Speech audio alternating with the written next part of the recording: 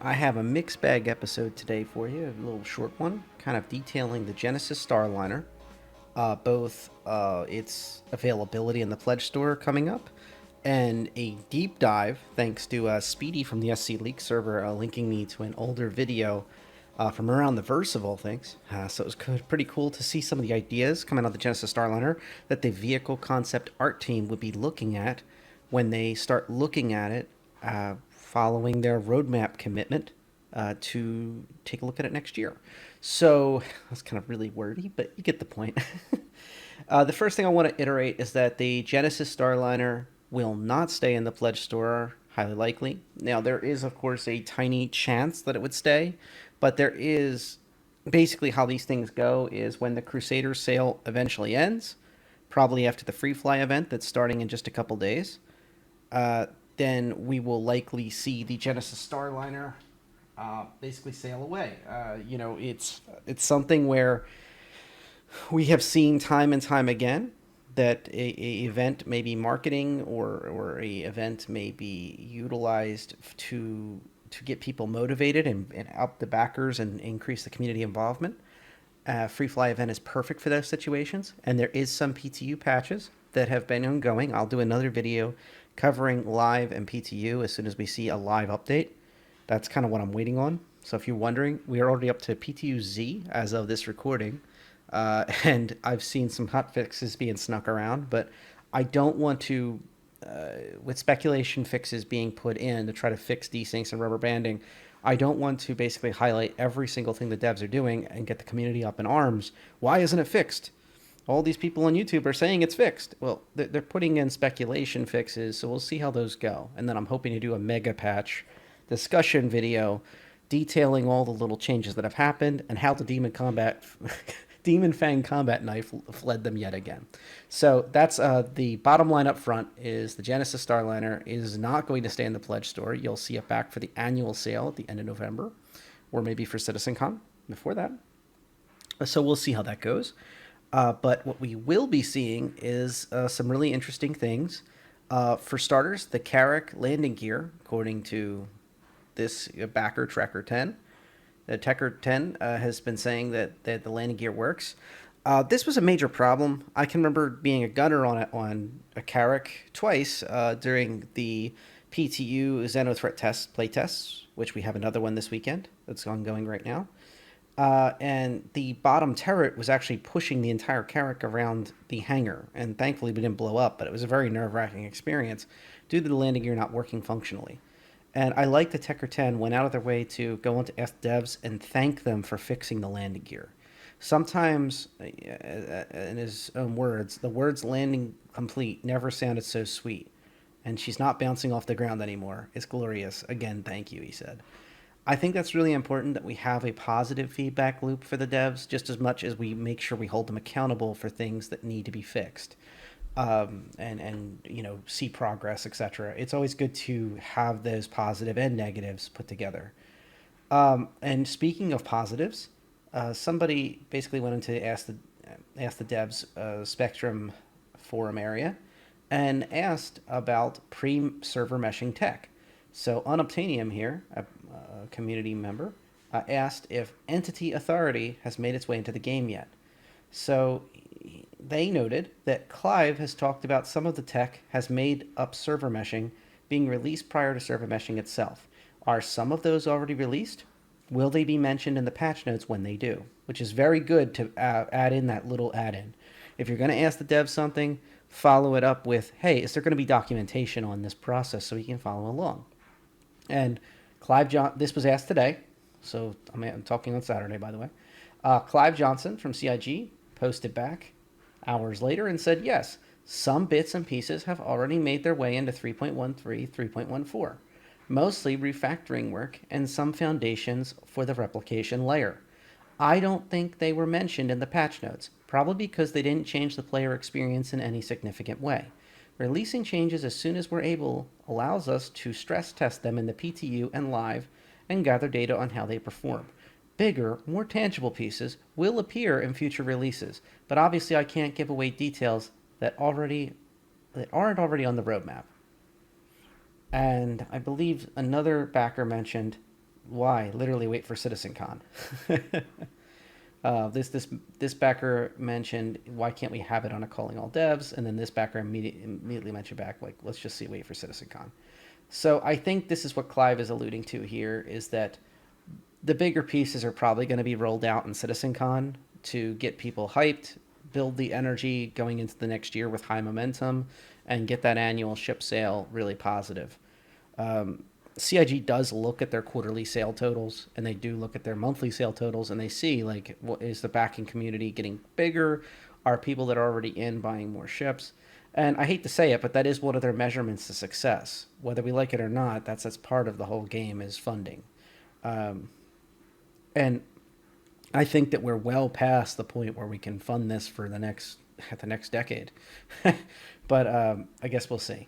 I would say that backing is going to be for a while. I hope that they keep going towards the trend of selling paints and going and start doing away with selling ships. Selling cosmetics, like armor sets that have a cosmetic look to them. The April set was a good example of that, was successful. Had a chance to sit down with Randy Vasquez and take a look at our newest concept ship, the Genesis Starliner. Thanks, guys. I'm here with Randy Vasquez. Randy, how you doing? Doing good, man. How you so? Pretty good. Thanks for coming on. No worries. All right, we're going to do something a little differently today, guys. We're going to give you a sneak peek at the whiteboxing phase of the Genesis Starliner. Randy's been working on that for a while now, so we're just going to go ahead and hand it over to him. And Wait. I just want to see what the editor did on this. Guys. I love the fact that they went into editing. And changed this a little bit. Doing it differently today, just like he said. And then it says Randy Vasquez, just happy to be here. So we're going to give you a sneak peek at the whiteboxing phase of the Genesis Starliner. Randy's been working on that for a while now, so we're just going to go ahead and hand it over to him. And what do you got to show us? All right, so basically I have some iterations of the Starliner, kind of like where it started, and this is kind of where it started here, where like you don't really see much happening. It's very much so blocked out. Mm-hmm. And then as the iterations went on and as the process, we started figuring out what the Starliner actually was and kind of what was happening. So then the more details started going, you started adding more components, start shifting the seats around, doing a lot of different things with it. So actually, let me just show you what's going on. Yeah, for sure. So this is the first iteration, as I said. Not much happening. It's the mixed version. Now this is an older copy of the Genesis Starliner. So we have like this is before they do their new seating, concept, of course. This is years old. We have the seats. We have a lounge for them, and then we have like economy seats. So like if you look at the economy sleeps, like these little pods and stuff for people to go through. He's going to cite the fifth element like, about those pods in a little bit. They have a little bit more space. Yeah. So this ship was actually interesting in that it challenged a lot of our designs. So I'm gonna move over to another iteration now. It's a little bit more complete than that one. So this one right here is one of the other ones. As you see, the seating has changed. Some bathrooms were added. Mm-hmm. The cockpit's a little bit more situated out. But again, we were looking at it. We're like, this doesn't really have what we need. I mean, and then like we started thinking about the different features that were going into the ship itself. For instance, we didn't think about like safety features. We didn't think about how long it would travel it'd take to travel from like one planet to another. There's just so many questions that we just didn't have answered. So we've been working with the guys in Austin because they've been ones that are taking over the PU and stuff. We've been taking over the ships and doing ship work here. So we've been kind of collaborating between the two. Design elements and stuff. Yeah, it's actually really, really been interesting on a lot of the different things. So again, like this one right here has a bunch of different type of seats, but then again, what's the gameplay there? Yeah, and exactly. Also the space, like the spacing wasn't really what we needed. So going through like the FPS standards. They have since had to go through and change the spacing again on many ships due to AI nature. AI needs a lot of space to be able to turn, to be able to walk along for their pathing. So imagine if there's 4 different AI people in this row, NPCs, that need to suddenly get up, and one needs to go to the bathroom, one needs to go upstairs to the lounge, one needs to go over here to check on something with the stewardess, and then one needs to stay seated. Well, how are they going to navigate past the person seated? How is this one going to navigate here? Which one will first start the process of exiting this row all at the same time? And then the ultimate thing about this is, if almost every single seat in here is filled with an NPC in this economy area, how are they going to exit in the event of an emergency? If the captain, aka the pilot of the ship, suddenly issues an abandoned ship call or an emergency, get off the ship, it's on fire because we're on the ground, but we still need everybody off. How is the NPCs going to safely exit the ship without getting stuck on top of each other, standing on seats, start T-posing everywhere? So that pathing has to be perfect. Every single seat is going to need to be figuring out how each row is going to work. And likely they'll probably have to spread these seats out a bit more and have more space between them. So two NPCs can be walking along the same row at the same moment, either direction. Full design to make sure all of our things are consistent. Then like other designs started coming across. So like we have this one here, which again, this is more of the same, but more the spacing. So as you see here, like there's more space for the legs, there's more space for people to run around and jump around, but still wasn't really enough. So I had to make another version. And I was like, yeah, it was like so many versions, dude, it's crazy. Well, they say it's an iterative process, right? Mm-hmm. And that's the thing is, so I've kept all the iterations, that way we can kind of look at where we started. Oh, that's cool. And then kind of just gone from there. Just because it's like, I mean, it is really cool to look at what was there. Like, if you look at the first version, the sleeping arrangements were actually up top. Well, that was actually changed, so that way we have all this space for people to have like personal storage, make it more like a, kind of like a passenger liner is now, where you have like the storage overhead, you have the seating and stuff like that. Just, we were looking at tons of different airplanes that are being used today, and then looking at the Hindenburg, looking at different things like the trains, cruise liners, kind of everything, getting inspiration from that. Yeah, what was the main inspiration for the Starliner? Or your version of I it? think, well, I mean, my version has always been looking at like, If you notice here, on this variant, there is 2 docking collars. These would be considered the circles right here, where the docking collar would attach, and then the passengers would come in, and I'm inferring, I don't know, but I'm inferring that the one would be for the economy users, would come through the one, and then the other one would be first class and business, or whatever designations they have for a higher class of passenger. I think someone told me that it was like the ship from, oh my god, I'm going blank on the name of the thing. Fifth but it was Element. like Fifth Element. So he has now cited the Fifth Element, so it is fair game. So let's go to the Fifth Element. Let's take a look real quick. So in the Fifth Element, there is a ship that is considered like a luxury passenger cruise liner that is in there. And out of the Fifth Element, there is 2 shots I wanted to show. There is this one, which is a shot from the hallway of Corbin Dallas, aka Bruce Willis, walking towards his pod. This is his pod here. The door is actually open on the pod. I did not include the stewardesses because of their outfits, which are very interesting, but I'm just a little nervous about a family video with those. And you can see that there is multiple floors in the Fifth Element of vessel. The loading of the fuel and the cargo comes from below on this ship. I'm not going to show everything on this. I'm just going to keep it simple, but that's the way it is. And then if I go forward 1, you'll see inside each one of these is a sleep pod. This is the interior of Corbin Dallas's sleep pod. That's actually his boot coming in. As soon as that boot goes past like here, the camera cuts towards Lilu Dallas. I was going to call her Lilu Dallas. Lilu Multipass.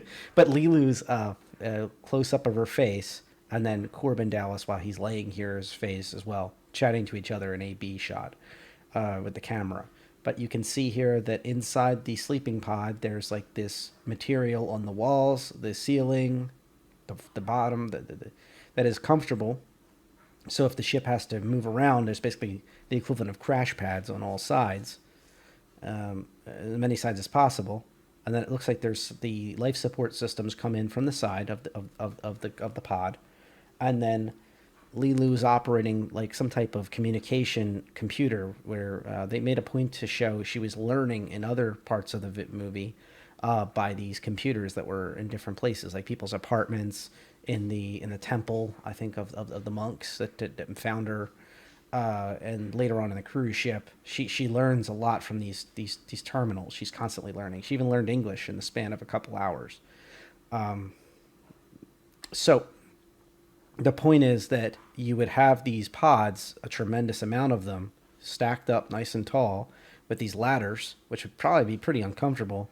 I would imagine that ones that are easy to get in and out of, like he can just jump into this, he does in this movie, or the one below would be probably be more valuable to people, and then these would be the cheaper pods, the ones all the way near the ceiling.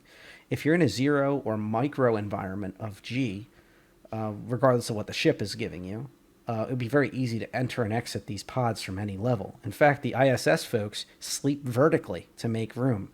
So in the International Space Station, the astronauts and visitors sleep vertically.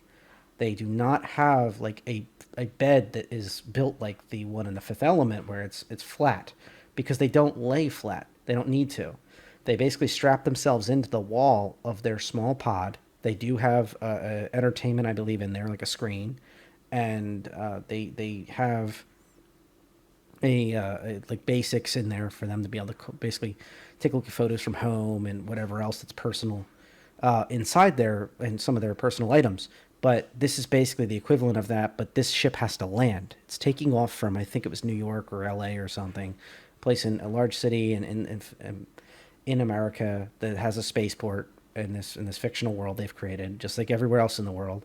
Then they take off and they go to Lost in Paradise, which is orbiting, I think it was Saturn or something.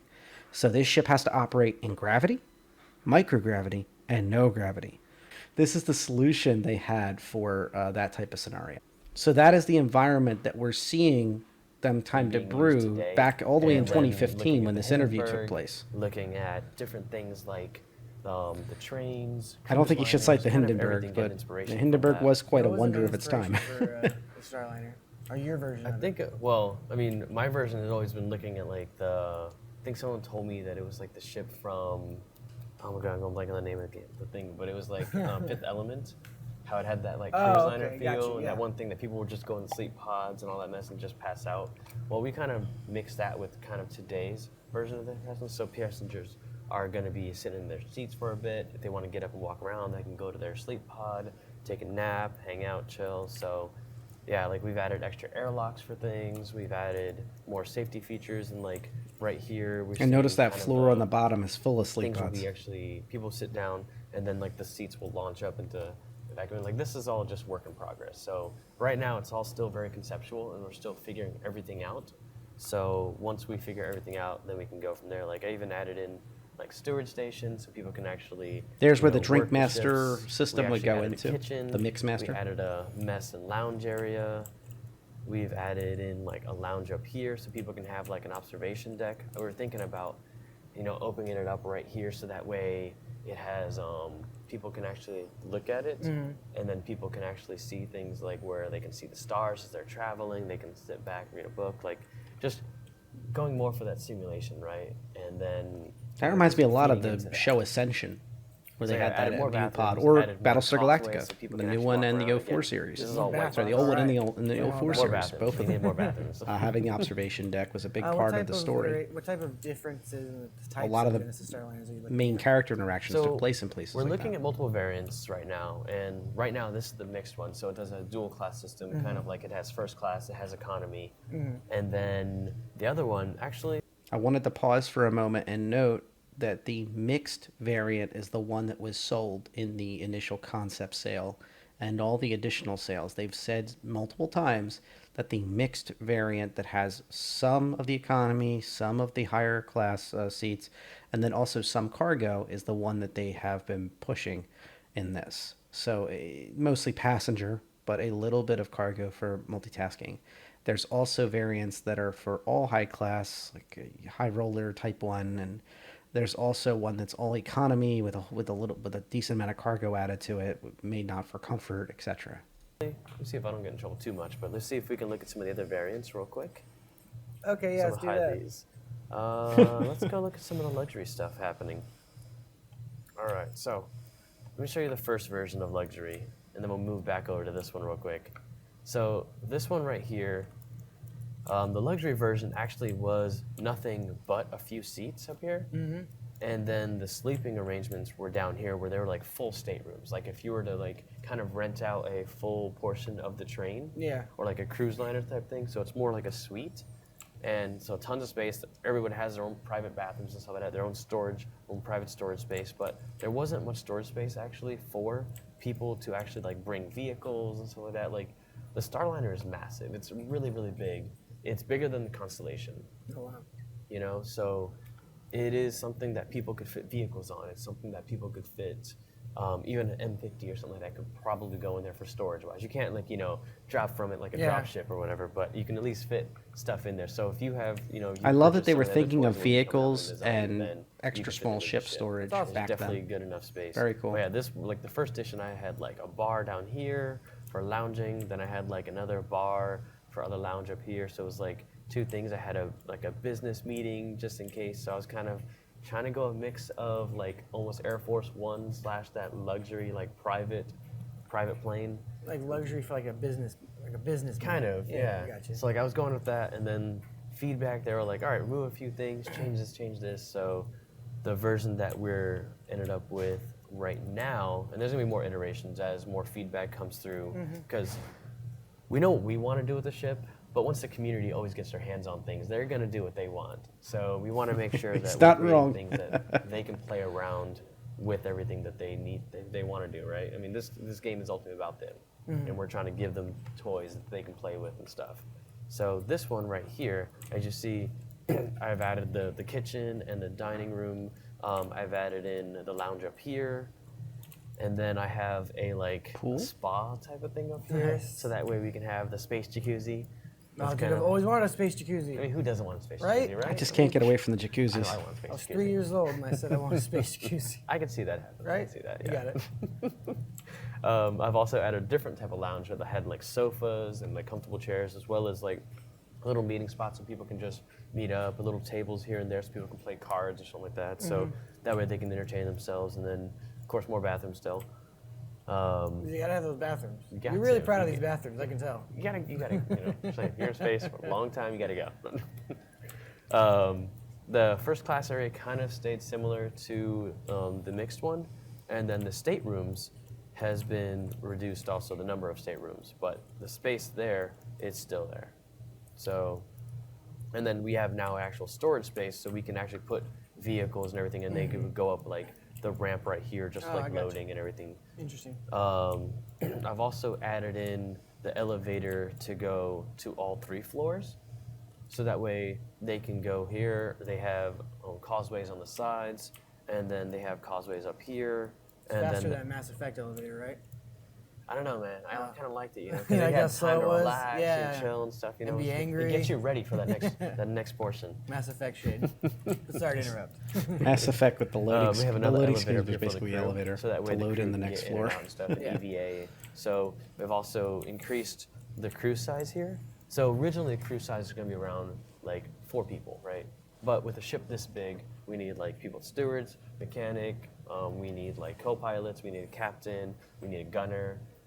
So I mean, hopefully like a chef or something like that. Like once all the professions on, I don't really know what P is going to be doing, but we're giving again those options. I think you also there might want a for guard when or we wanna two do things. to keep the So, peace. Yeah, but this is a luxury version. Like a and I think security I staff. have- Yeah, let's say I mean, I like luxury.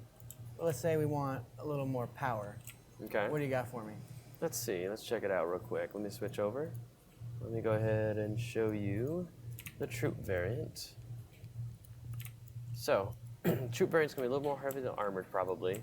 Probably a little bit bigger guns, but for the most part, it's still all about passengers. It's all about, you know, cruising and stuff. So, the first iteration, I actually did like a old school briefing room from like anytime you see like a military movie or whatever, they have these like the tiered seatings and stuff from like Battlestar Galactica. They had the Yeah. those rooms and stuff. So they were like, yeah, the tiered seating, people can just come in, pile in, and of course, you know, if you're the last one to the meeting, then you're coming through the elevator here, or you're coming through here in front, so everybody sees you. Yeah. Just you gotta have hazing. It's military, right? Like even a hologram display right here, so when people are going, it can display to everything. We have like a little meeting room, so if you get called into this office, probably not detention, but Yeah. you know. It's not Sleep good. quarters are, since it's troops, we have a bunch of sleep quarters, so they're right up here and right next to the mess hall and the kitchen. They're just normal racks. Normal racks they can jump in, depending on how I many troops love they the wanna way fit the in, pathing they is can for hop this bunks if for they those need to. chairs. So Chairs you know, in front of the hop up bunks. again, Yeah. Okay, cool.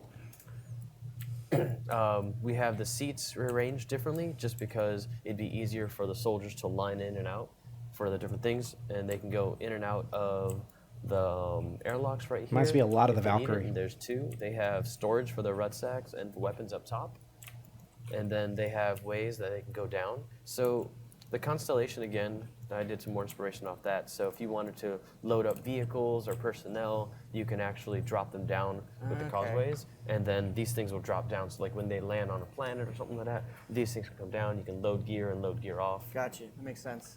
So I've also moved all the sleeping quarters for the crew down here into the compartments. That way, this is like where all the main things are, like the engines, the shield generators, and the thing about Starliner is always about safety and redundancy. So they always have a lot of redundant systems. So if one part of the ship gets damaged, another system can kick in. Nice. So it's all about just that safety and that make sure that it can keep on going. Okay. You know. As you can see here, the bridge is built up a little bit more. I added some consoles. I added like a hologram table right here for planning. I added some comm stations, kind of like in the sub movies and stuff. Yeah. Some servers back here, so that way they can go through everything needed. Gun racks, and then, so one of the feedback I got was actually like, we need more gun racks. We need like an armory. We need a bunch of other things. So I'm gonna show you the last iteration that I've been kind of playing with lately. As you can see here, more storage for vehicles can pop in, like, dune buggies or whatever else. The Cyclone, TR, the MT. Yeah. Don't say that out loud. You said the S word. Oh, dang. It's all right. My bad. Someone will bleep it out. We'll be good. Nice. So yeah, I was actually looking at, I got feedback for an armory, whether we have any type of suits for people to jump into or wear. They can come down here, refit, and we're gonna be removing one of these things. So that way over here, we still have the loading and unloading will go off. And then this will be another area right here where they can load in and load out vehicles. The mess hall's still there, the kitchen's still there. Now I added a kind of a really quick med bay. Med bay, yeah. We still have Okay, that would be a game changer if there was a Genesis Starliner variant with a med bay and had all those military class seats up here and then also had all that med bay. Obviously, this is just a placeholder, but if you had even just tier 2 medical facilities on board this ship with all that ready room, armored suit setup and ready room downstairs, so I could think of Atlas suits when they eventually come out, if they could fit in there, and you had those vehicles loaded below, and you also had troop carrying capacity up here, that could really be a game changer for this ship. We have this office over here, probably be used for anything, like people can talk and chill, hang out there. Little fitness center right here, people can do on long travels. Gotta work out. Yep, got to. Gotta lift. Elevator still moves. I don't know what the inside. gym is necessary, but increase the amount of space, so that way people can actually have space to move in and out. So 2 people can come in and out of here. And then the sleeper racks are about the same. I've actually moved the seating around a little bit more, so we have more space. I love all that storage. And we're I love all that gun storage racks in between here, them. so when soldiers kind of sit down, they'd basically stow the gear. Yeah. And then they're able to put their ruts up top, stow their weapons right in front of them. So in case anything happens, they need EVA or anything like that, then they can go ahead and grab their stuff real quick, grab their weapon, and then head out the door. Cool. So it's all about just trying to make it more, just easier for them to go through things. But we've also added in ladders, so that way soldiers can just get in and out real quick. I actually really We like the have ladders. 2 on Even this on side, we normal have economy 3 on models, this they should side, have at and least another a one ladder on over each side here in that's case snuck you can in. get to a different compartment. In case the power goes down and The things crew like that. stuff has stayed about the same for right now, and then right now I'm just waiting for feedback from some directors, from other designers and stuff, and then Chris Roberts has had his eye on this ship as well and given feedback here and there. So it's been really interesting.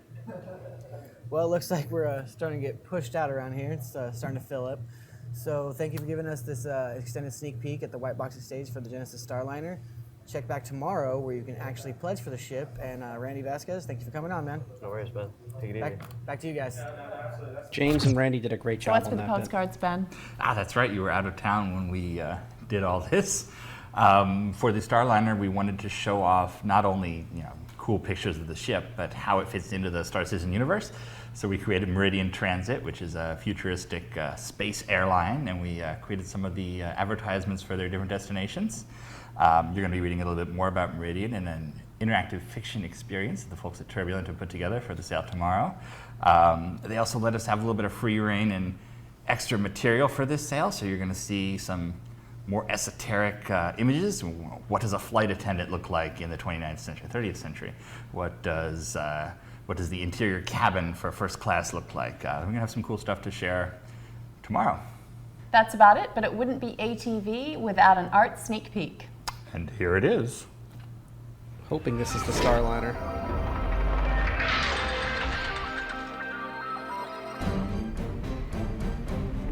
Oh man, look at these old shots from 2015.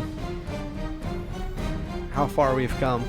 That would be the HUD down towards the bottom of your HUD, basically. Make sure to tune in to Reverse the Verse tomorrow at 11 a.m. Pacific on Twitch.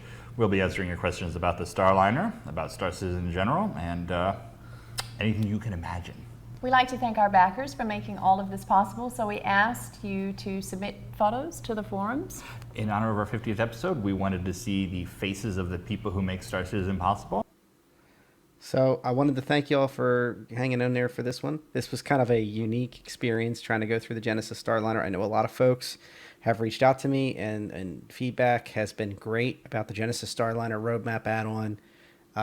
I've been trying to do moderate hype. That's kind of, I'm coining that term. I don't want to start a hype train, but at the same time, I am excited. I'm excited to see what it'll become next year. And I've said this already privately to a few folks. I'll say this just in this video now. I believe that the Genesis Starliner will be worked on at the end of Q2, throughout Q3. We may even see it at the end of Q3 of 2022 on testing. At the very least, maybe some leaks or Evocati stuff, rumors, etc. Obviously, I don't provide leaks, but I will, once we start seeing it more substantially, or when things start hitting PTU testing, I will gladly dig into it, and also what the devs have to say and hint at.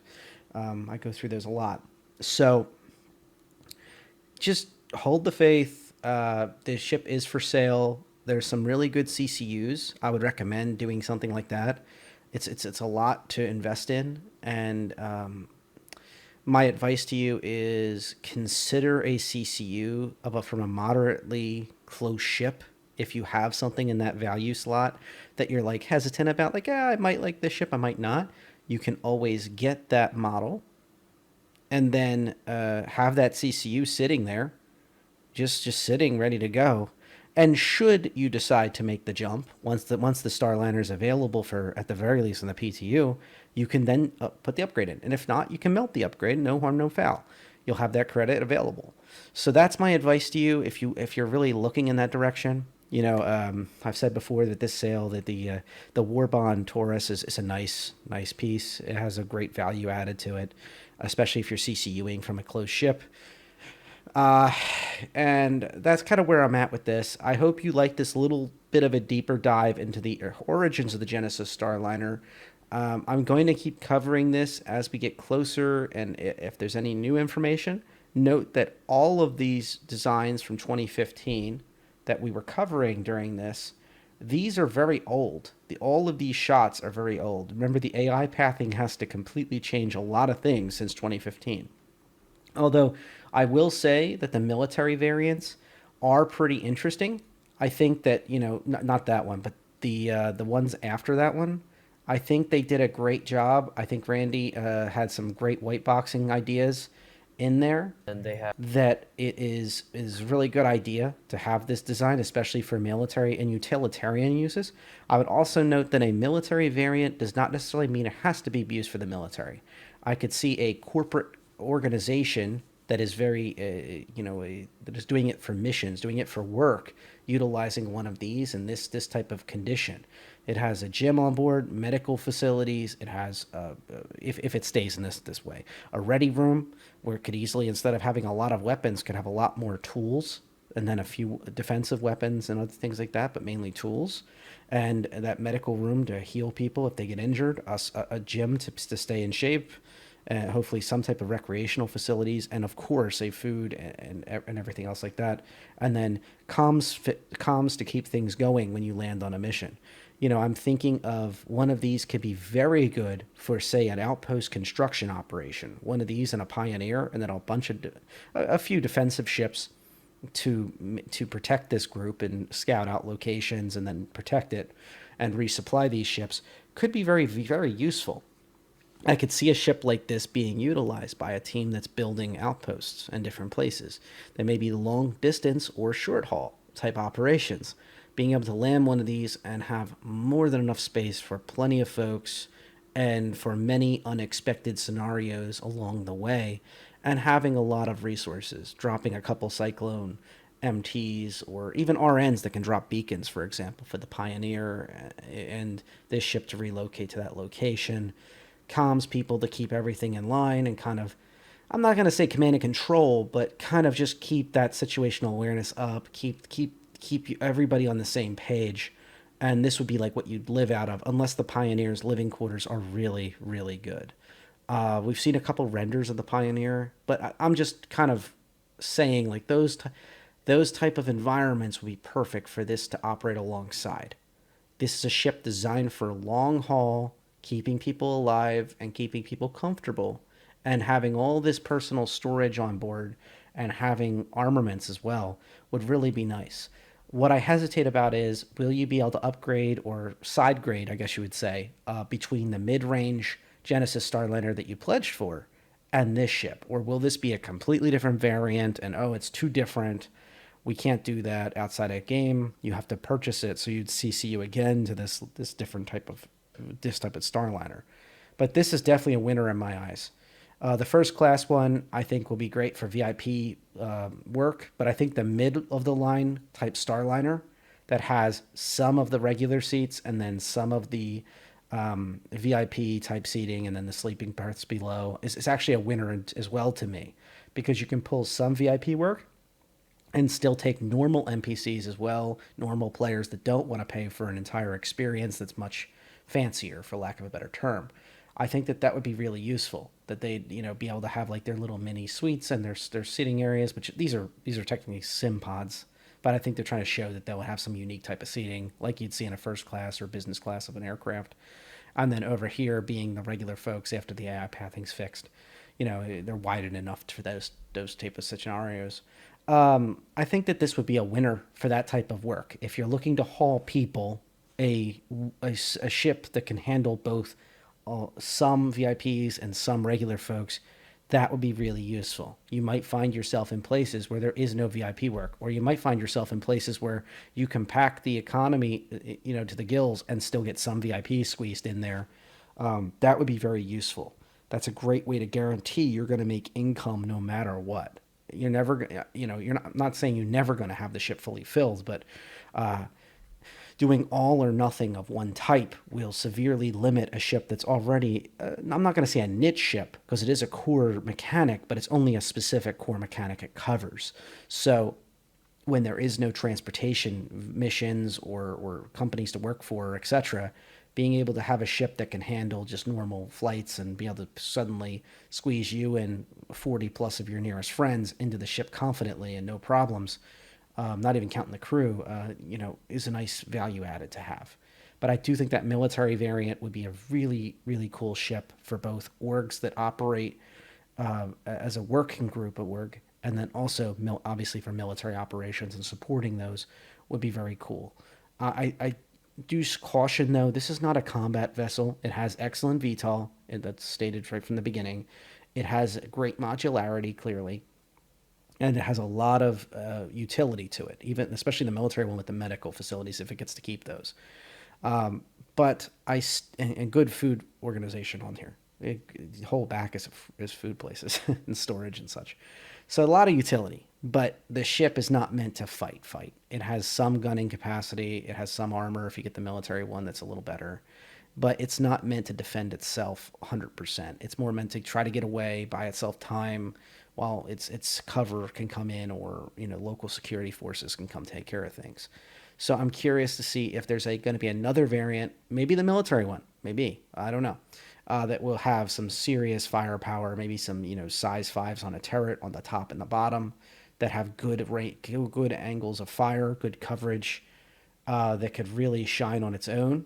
And then with a single, I would say a Vanguard, for example, a long range fighter that can kind of offer some cover and assistance, would probably fill its gaps a little bit. Because I'd imagine a very small, high damage ship, maybe like an Ares Ion, for example, being able to just hammer this thing over and over again with a larger gun, may be able to do some serious damage, maybe in a blind spot of a turret, or some type of game like that, constantly moving.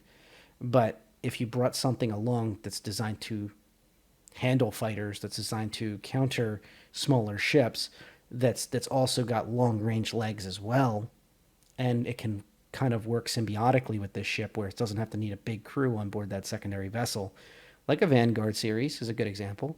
A Sentinel might be a good example, being able to do EVOR, confuse the enemy, disorient them, make them think that there's more escorts than there are, with the missiles that pretend to be enemy ships on what come up as ships on radar, that until they figure out, they see with their own eyes, they can't tell if it's there or not, and still be able to enjoy a lot of weaponry, and maybe even, dare I say it, sacrifice the Vanguard if necessary to be able to get this thing away.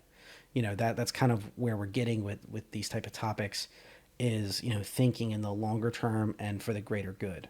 Losing one of these would be a big problem with all the stuff you can squeeze on it, and all the people on board, especially with Death of a Spaceman coming down the line very soon. So the inventory on board, the people on board, the resources would all be gone if the ship goes down. Now, yes, the ship would obviously be claimable on insurance, but what we're learning is that these vessels are going to be more important than ever to have survivability at all cost, when you talk about areas. And this is obviously in lawless space, or space where you don't have any type of response. But I just wanted to add some perspective there about, this ship is not going to be all roses. And just even operating with, drunken passengers, I'm sure the NPCs are not going to be like just sitting in their chair doing nothing. Or, the AI pathing, dealing with NPCs that all want to go to the lounge at the same time, or smaller, more mundane things will suddenly become a little more difficult when you have 40 plus people wandering around doing things. So just some perspectives. I thought this would be fun to kind of do a blast from the past about the Genesis Starliner. This is not going to be my only video, so I'm not going to hit on that completely about what this Starliner is and is not. As we just covered earlier in this video, looking at that there already is some server meshing pre-work being snuck into 3.13, 3.14. And then, of course, at CitizenCom, we're going to get a big, I'm sure, a lot of discussion about the server work. These type of ships are going to become more and more possible and more practical, and the AI will become stronger.